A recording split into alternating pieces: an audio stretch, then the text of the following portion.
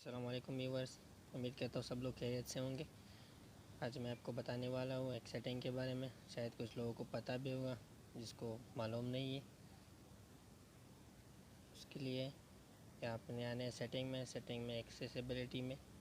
Accessibility میں یہاں میرے پاس میرا موبائل اولڈ ورژن کا ہے، تو اس لیے یہاں پہ انسٹائل سروس دکھا رہے ہیں آپ لوگوں کو۔ ایکسیسیبلٹی مینو کہیں سے بھی مل جائے گی، پچھلی ویڈیو میں بھی ہم نے بتایا، اس میں ویڈیو بنائی ہے، تو اس کو آپ نے آن کرنا ہے۔